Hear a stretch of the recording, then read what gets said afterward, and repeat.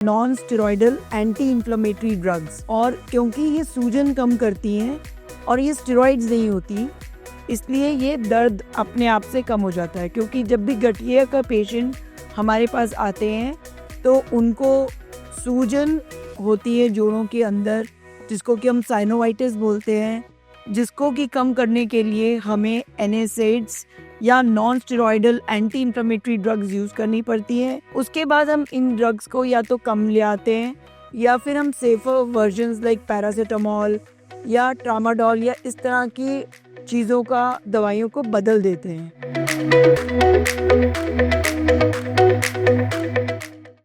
Hello friends, I am doctor Kiran Seth, senior consultant rheumatologist, Felix hospital Noida से। आज मैं आपसे एक बहुत ही सिंपल से क्वेश्चन पे बात करूंगी जो कि मेरे पेशेंट्स हमेशा मुझसे पूछते हैं कि मैम हम ये पेन किलर्स नहीं खाना चाहते। तो पेन किलर्स करके कोई भी दवाई हमारी मेडिकल फार्माकोपिया में नहीं आती है।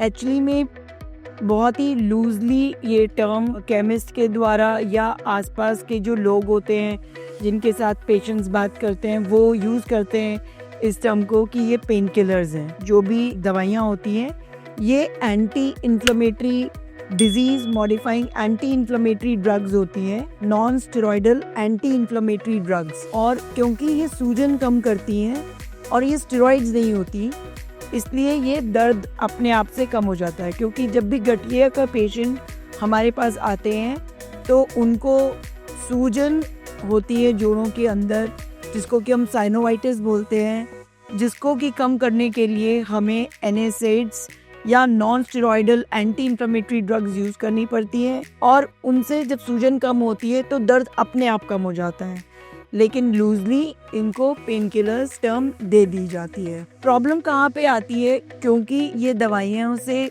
तुरंत आपके दर्द में राहत मिल जाती है और पेशेंट्स कई बार डॉक्टर के पास दोबारा नहीं जाते हैं और अपना प्रिस्क्रिप्शन केमिस्ट को दिखा के 6 महीने, 8 महीने, 10 महीने दवाई खाते रहते हैं और उनकी प्रॉपर मॉनिटरिंग नहीं होती।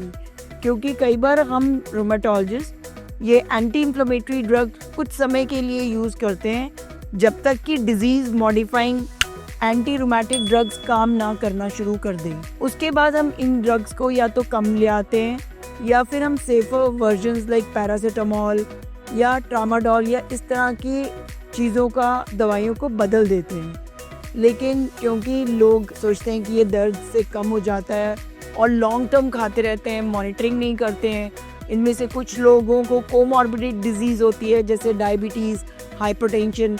तो अनमॉनिटर्ड खाने से और अपने प्रिस्क्रिप्शन अपने डॉक्टर के पास दोबारा नहीं जाने पे, टाइम पे फॉलोअप नहीं करने से कई लोग इन दवाइयों को लॉन्ग टर्म यूज़ करते हैं और प्रॉपर मॉनिटरिंग नहीं होने की वजह से किडनी पे या हार्ट के ऊपर असर आ सकता है।